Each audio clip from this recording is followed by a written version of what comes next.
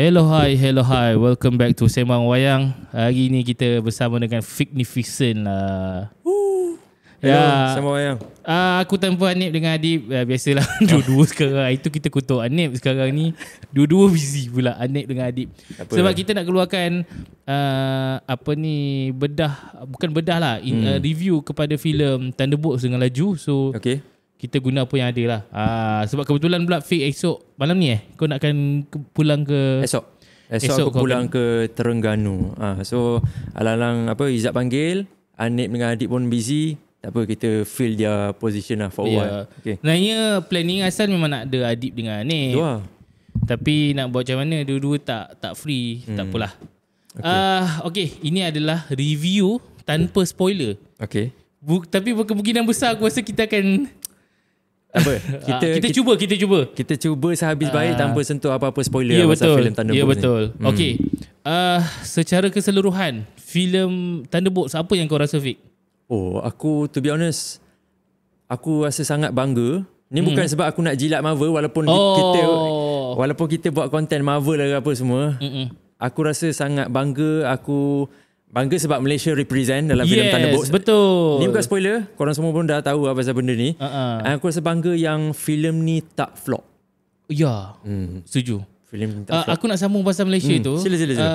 Dia tak kategori, aku tak boleh katakan bukan kategori spoiler pun. Bukan. Ataupun kalau spoiler sekalipun, dia bukanlah benda yang penting. Satu perkara, sebelum ni kita sembang pasal tak akan digunakan nama Malaysia dalam filem ini. Betul. Mereka akan menggunakan Madripoor, satu fictional country. Tidak, sebenarnya memang Marvel atau MCU menggunakan Malaysia. In fact, aku rasa 4-5 kali juga disebut nama Malaysia. Dan satu benda yang paling penting, disebut juga Kuala Lumpur. Letupan di Kuala Lumpur yang macam ada trailer tu kan, yang dekat Petaling Street. Yes. So dia mention ada letupan dekat Kuala Lumpur. Betul. So at some point aku macam terfikir, ni just sembang kosong macam apa yang Marvel dengan Malaysia collab yang sampaikan diorang nak highlightkan Malaysia tu banyak kali. Itu aku pelik juga tu kan. Aku semalam bersembang dengan Nip. Kenapa adik-adik buat lawak mungkin ada tokan besar kot. Bukan yang sponsor Thunderbolts. Aku macam betul juga kan, boleh jadi kan. Tapi secara officialnya Malaysia telah diiktiraf. Telah diiktiraf. Betul. Telah official bersama dengan MCU. Persoalannya, di mana Indonesia? Gaduh. Satu lagi persoalannya, di mana Singapura? Yang ada akhirnya Syazwan Indo. Tapi Sorry. Wan ada, Syazwan je yang tolong, tapi tak Singapura tak represent juga. Wan, kau boleh keluar daripada Singapura lah. Tapi for real lah, aku rasa at some point macam filem Thunderbolts ni, dia macam design untuk orang tak letakkan apa-apa expectation tau. Setuju? So bila orang tengok filem tu, diorang akan rasa amazed. Walaupun filem ni aku rasa macam dia cliche tau, to be honest lah. Dia cliche, plot story dia simple. Tapi still orang macam suka. Sampai kan ada statement-statement, and even pun kita pun cakap this is the best movie after Avengers Endgame. Betul. Aku setuju. Aku kalau boleh dikatakan vibe dia yang hampir sama, aku teringat filem, bukan filem lah, siri WandaVision. Part mana tu? Based on Sebab emotion? WandaVision dia membawa tema grief, kan, kematian, pemergian. Kalau tema untuk filem Thunderbolts pula, dia membawa tema yang lebih kepada rasa aku rasa dia depression punya part of yang digambarkan kepada villain ataupun anti-hero kan, macam Yelena. Setiap orang tu ada dark side dia, ada sisi gelap dia yang dia pernah buat jahat dan sebagainya. So ditunjukkan dalam filem ini. Itu adalah tema lah, aku rasa, yang menjadi tema. Dan aku rasa dia sangat compliment tau dengan setiap watak yang, macam ni aku nak cakap, Yelena dengan kita tahu juga Sentry akan keluar. Sentry ada another side, sisi gelap dia. Dan aku rasa dia blend well dengan setiap karakter tu. Sebab setiap Yelena pun kita tahu dia adalah Black Widow kan, Red Room punya. Dan Red Room ni diorang kena bunuh budak orang lain daripada kecil lagi. Diajar, dilatih macam tu, kena pegang senjata. Dan Yelena ni mestilah ada masa lampau dia yang yelah yang macam hitam kan. Dan ini di highlight dalam filem ni. Pada aku macam wow. Sebenarnya aku boleh kata kalau korang lah mencari filem superhero yang ada full of action sequence, so aku rasa filem ni bukan untuk korang lah. Betul, agree. Sebab dia tak full dengan action sequence, tapi dia punya storyline tu pada aku sangat menarik lah. Dia macam The Void yang dibawa dalam Sentry tu, aku boleh kata dia macam metafor juga. Betul. So aku rasa benda tu somehow benda yang agak fresh untuk kita menonton filem superhero. Betul. Itu yang best lah. Sebab siapa sangka juga kita akan dapat elemen-elemen yang kau sebutkan tu dalam filem yang bergenrekan superhero. We are not expecting something like that. Kita expect macam akan ada macam final battle yang bombastik ke, tumbuk sana sini, peluru keluar sana sini kan. Lagi pula kita ada Bucky, lagi Winter Soldier. So kita expect something yang wow tau. Tapi Marvel dia ubah direction kali ni, keluarkan filem Thunderbolts ni pada bulan 5, which is bulan 5 juga mental health awareness punya month kan. Betul. Dan dia orang servekan elemen tu dekat setiap karakter ni. Masing-masing ada dia orang punya struggle. Dan dia orang ni is a reflection kita juga as an audience. Kita pun ada struggle kita yang berbeza. Kita pun mungkin takkan, aku mungkin takkan faham apa yang struggle yang kau tengah lalui, tapi just to be there untuk menenangkan orang tu pun dah cukup lah. Sebab tu mungkin orang akan, kalau korang expect macam filem ni ada banyak lah letupan, tapi untuk jadi macam chaotic macam Captain America Winter Soldier ke, Captain America Civil War ke, tak. Basically dia memang sentuh pasal mental health tu sendiri lah. Dan aku rasa dia adalah a new journey of MCU juga sebahagiannya. Sebab kita tengok struggle, kalau kita tengok balik Captain America before ni, dia nampak dia punya kesinambungan sequel daripada filem-filem Avengers yang sebelum ni. Betul, kan. agree. Tapi kalau yang untuk Thunderbolts ni, aku boleh kata dia macam ni dia menyentuh aspek manusia, manusiawi dalam setiap karakter tu. Yelena, lepas tu Bucky tak di highlight sangat lah. Lepas tu ada siapa Captain apa tu? US Agent. US Agent. Lepas tu kita ada Ghost, kita ada Taskmaster juga. Betul. Kenapa lah? Tak ada. Satu lagi yang kita lupa, Red Guardian. Guardian. Aku nak tanya pendapat kau Zaan. Macam basically dekat trailer ni diorang dah tampilkan Red Guardian tu as a jokester tau. Sama macam MCU replicate sebelum ni, which is dia buat Drax jadi karakter lawak juga. Kau rasa adakah MCU sekarang ni dia jenis suka untuk maybe bahasa kasarnya memperbodohkan orang-orang ni untuk deliver humor dalam sesebuah filem? Kau rasa macam mana? Aku rasa benda tu penting sebab dia, yelah, kau takkan serius je sepanjang movie, orang akan start bosan. So dia ada penyeri. Sama juga Ant-Man kan, ada watak Louis tu yang buat watak tu jadi hidup. Dan Ant-Man tu dia tak jadi mendata je. Dia so ada graph jokes dia. Benda filem tu ada warna dia lah pada aku. So benda tu penting. Pada aku karakter yang macam tu memang penting dalam setiap filem. Actually kan, filem Thunderbolts ni dia mula-mula tu dah gila tu. Sebab ni spoiler aku rasa. Aku rasa spoiler sebab masa Captain America Brave New World, bila filem tu ditayangkan clue dia bila mula ditayangkan tu, kita tak rasa wow. Thunderbolts ni bila nak start tu pun dah wow. Aku rasa kau boleh tangkap apa benda tu. Yang tu korang kena explore sendiri lah kat Power Gum. Betul. Sebab dah okey lah, aku cerita sikit lah. Sesi awal tu, scene awal tu dia dah tunjuk kat Malaysia. So waktu tu kan, waktu kita orang tengok tu, nampaklah menara KL Tower. Mula-mula dekat TRS. Lepas tu KL Tower. Dekat hall kau pun Ya. Mantap. Aku tak ingat dah ada tulis Malaysia ke tak. Tapi mula-mula aku rasa dia tak mention Malaysia. Tak ada. Waktu perbualan tu yang baru dia mention pasal Malaysia. So Malaysia. Actually ada satu benda lagi yang kita boleh highlight pasal Malaysia, tapi mungkin ni kita boleh bawa ke spoiler. Ada satu lagi. Okay. Nanti aku bagi tahu. Cuma aku nak bagi tahu pasal aku tak tahu kau agree ke tak Zat. Aku rasa Sentry, The Void Robert Reynolds ni is one of the best MCU villain selepas Avengers Endgame. Agree ke tak? Ataupun kau ada villain-villain lain lagi yang in your mind. Sebab ni daripada perspektif aku dulu Bagi aku, apa yang diorang tampilkan Sentry dalam filem Thunderbolts ni, comic accuracy dia maybe sampai 90% tau. So, orang tak perlu nak baca komik. Orang tak perlu nak baca komik untuk faham the true identity of Sentry. Just layan filem Thunderbolts ni, kau dah dapat lah. Tapi Sentry dalam apa ni, kalau dalam komik dia punya background ataupun dia punya backstory dia memang dia sama. Mental illness, isap barang. Tak silap aku dia ada skizofrenia. Aku rasa skizofrenia, ada mental disorder yang aku tak berapa ingat apa terms dia. Even in terms of power pun sama.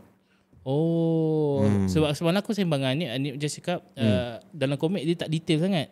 Komik actually dia detail lah. Dia ada bagi tahu apa yang dia sakit. Even ni spoiler. Tapi dalam komik dia ada macam cakap seorang-seorang tau. Cakap seorang-seorang. Memang even dalam komik Sentry minta tolong Thor untuk bunuh dia sebab dia dah tak tahan nak hidup. So kau bayangkanlah, ini adalah komik, aku rasa tak spoiler pun sebab no. based on komik. So bayangkan benda tu, itu antara tema yang dibawa dalam filem Thunderbolts ni sebenarnya. So sebab tu kalau kita tengok trailer, yang final trailer kot, yang Yelena nak terjun kan, dia mention pasal hidup dia macam dah start kosong lah, apa semuanya. Sebenarnya kita dah nampak dah naratif itulah yang dibawa dalam filem Thunderbolts tu. Dan aku boleh kata macam apa yang aku kata sebelum ni, berdasarkan final trailer tu sebenarnya, kalau korang tengok betul-betul, memang menggambarkan filem ni sebenarnya. Betul. Filem ni adalah tentang Yelena. Memang betul-betul tentang Yelena pada aku. Dan aku macam mana aku rasa macam wow, tiba-tiba aku rasa macam Yelena deserve untuk filem ni. Setuju. Kan? Kau bayangkan macam, siapa sangka, sebab tu aku cakap yang filem ni dia sama macam Guardians of the Galaxy tau.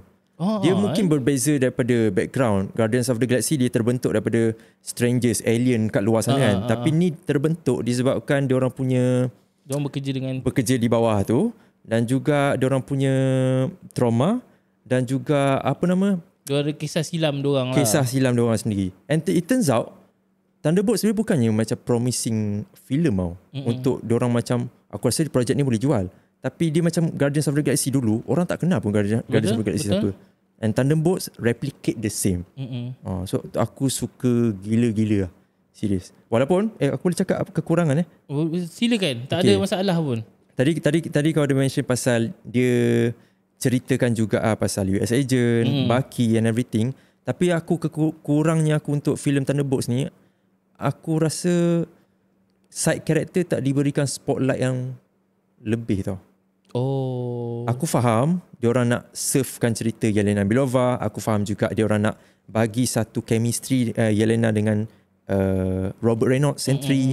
Tapi diorang lupa untuk ketengahkan juga beberapa karakter. Diorang ada momen diorang, tapi aku perlukan moment of grief itu, di mana mereka semua ni dapat tunjukkan macam emosi yang diorang tengah lalui sekarang ni, struggle yang diorang tengah lalui ni. Macam apa? Macam Ghost, US Agent, especially Bucky. Sebab Bucky is a character yang kalau ikutkannya, dia dah complete tau karakter. Dia sepatutnya dah tutup dia punya chapter dekat Falcon and the Winter Soldier. Ni bukan spoiler Dia dah berdamai dengan diri dia. Dan benda ni ditunjuk dalam filem ni. Ada satu part tu yang mungkin kita boleh cerita nanti. Tapi aku nak karakter ni dia macam ada redemption. Macam US Agent, dia diceritakan apa yang dia tengah lalui sekarang, tapi tak ditutup dekat penghujung filem tu. Itulah dia basically nitpick Selain daripada tu, aku rasa CGI punya problem aku tak ada masalah. Ada satu scene tu yang kita boleh nampak yang it's totally CGI, tapi acceptable. Aku tak perasan, aku tak detail sangat benda tu. So aku rasa bangunan. Okay. Aku rasa dia boleh diterima lah. Dia tak adalah obvious macam bom dalam letupan dalam Black Widow. Okay. Itu memang nampak barai sangat lah pada aku. Izzat, nak tanya, kalau kau kekurangan untuk filem Thunderbolts ni, ya kita puji filem ni, tapi of course mesti dia ada dia punya lackness kan. Kau rasa dia sudut apa? Premise dia yang terlalu simple lah. Okay, agree. Cerita dia, okay, kita ada expectation jugalah. Story dia terlalu simple. Cerita dia best, bukan tak best, tapi too simple lah pada aku. Sampai konflik dia tu je. Pada aku tu je lah. Which is sebenarnya aku rasa mungkin Marvel dia play safe juga. Dia tak nak story yang complicated. Pada aku story dia agak simple seperti The Marvels. Okay, agree. Tapi way better daripada The Marvels lah. Sebab scale dia pun kita tak rasa besar. Betul. Tapi actually benda tu bagus. Sebab kalau ingat macam filem Deadpool and Wolverine, diorang bagi hype yang filem tu akan jadi satu scale yang besar. Betul. Tapi it turns out tak jadi macam apa yang kita nak. So filem ni memang Marvel bagi expectation yang rendah kat kita. Kau just layan lah apa yang kita offer ni. Even aku sendiri pun, aku tak tahu sembang wayang macam mana sebab aku tengok juga korang ada banyak berteori kan. Filem ni is one of the filem yang aku susah nak berteori. Sebab dia terlampau, scale dia tu terlampau kecil tau. Tapi it turns out okay je. Aku pun setuju. Kita nak go detail pun susah juga sebab takut nanti masuk arah spoiler. So korang nantikan minggu depan. Minggu depan aku rasa aku akan keluarkan hari Khamis macam tu. At least minggu kedua orang ramai dah tengok. Kita akan berbincang tentang spoiler talk. Yang ni kita akan go all out ni. Sembang bedah filem. Tapi secara keseluruhan pada aku Thunderbolts is a must watch lah untuk MCU movie. Lagi-lagi kita nak tahu end credit tu penting gila kot. Ada 2 credit media credit scene, satu dengan post credit scene. Dan actually ending dia pun penting tak untuk orang tengok sebenarnya. Betul. Kan? Tapi ada satu soalan tau. Aku ada terjumpa YouTube. Red Guardian kan sebenarnya ada shield. Okay. Tapi sepanjang movie ataupun sebelum ni kita tak pernah nampak Red Guardian pegang shield. Itu satu persoalan sebab dalam What If Red Guardian ada shield sebab di shield dia sama macam Captain America. Macam Captain America. So adakah Red Guardian akan dapat shield? Itu kita pun tak tahu. In the future kot. Sebab nama dia tak salah aku ada dalam Doomsday kan. Betul. Mana tahu. Betul. Sebab tak apalah, takutlah. Cuba ni rating kita tak bagi. Rating. Rating kau dulu. Aku bagi rating 8.5 out of 10. Aku pun sama sebenarnya. Pada aku dia filem yang best untuk ditonton, tapi of course lah dia tetap ada kekurangan which is yang aku mention tadi. Aku rasa story dia terlalu simple lah tu je. Tapi overall aku happy dengan filem ni, aku suka. Kalau nak dikatakan dibandingkan dengan Captain America, way better daripada Captain America. Tu jauh sangat-sangat jauh. Aku tapi highlight utama kalau korang layan video-video yang kita orang borak pasal Sentry kan, korang memang akan suka lah Sentry dalam filem Thunderbolts ni. Betul. Dan based on comics, sebenarnya sejauh mana ketepatan watak-watak yang lain ataupun Thunderbolts dalam komik ni?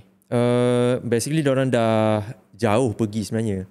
Tak silap aku current line up untuk Thunderbolts, yes, ada Bucky ni dalam komik ada Bucky, Yelena pun ada juga. And a few character yang ada dalam Thunderbolts sekarang ni ada dalam Thunderbolts dalam komik, if I'm not mistaken. Cuma kalau nak cakap based on the origin of the Thunderbolts itself, benda tu memang jauh berbeza lah.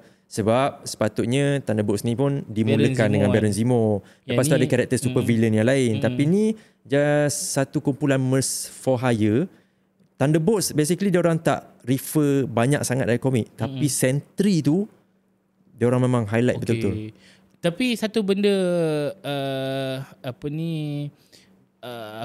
aku tiba-tiba jadi lupa. Sorry. Tak apa. Pasal Thunderbolts. Pasal Thunderbolts. Okay, kau dengar. Okay, sekarang ni Marvel macam buat satu ini bukan spoiler, ini bukan teori lah. Marvel macam ada satu marketing baru tau. Okay, which is? Kalau kau perasan, sekarang ni akan ada komik Thunderbolts pula. Ya. Dan sebenarnya dia punya planning tu bermula dengan Fantastic Four. Kan kita tahu Fantastic Four secara officialnya dia akan bermula filem tu bercerita tentang 4 tahun setelah diorang dapat kuasa. Which is diorang jadi Fantastic Four lah. 4 tahun selepas diorang jadi Fantastic Four. Betul. Nak tahu backstory dia, korang kena baca komik. Sebab ada komik khas yang dijual cerita tentang backstory Fantastic Four. Which is aku rasa, wow, dia tak nak go detail backstory ni. So dia jual komik untuk melakukan komik. Sebab aku rasa mungkin dia nak satu bahagian yang dia nak lariskan balik komik dia. Actually tu good move lah. Aku agree dengan decision diorang untuk jual backstory daripada komik. Kiranya orang kena baca komik untuk faham backstory Fantastic Four. Tapi sebenarnya diorang dah buat benda ni dekat X-Men 97. Diorang dah buat benda tu. Spider-Man, Friendly Neighborhood Spider-Man pun diorang buat juga. Tapi animation lah. No. Komik. Tak yalah animation komik animation punya projek lah. So aku okay as long as diorang ceritakan backstory saja. Sebab animation punya projek sekarang ni memang tak ada. Kita tahu secara officialnya kita tak nampak lagi yang dia menuju ke MCU punya movie ke atau macam mana kan, sebab tak ada link lagi kan. Tapi yang ni dah Fantastic Four dengan Thunderbolts memang kita dah tahu dia adalah dalam universe MCU. Betul. So secara official lah, komik pun dah ada synchronize ataupun ada link kepada MCU. So aku rasa benda tu benda yang menarik yang korang mungkin boleh cari lepas ni komik daripada Fantastic Four dan Thunderbolts dengan projek yang Fix mention tadi.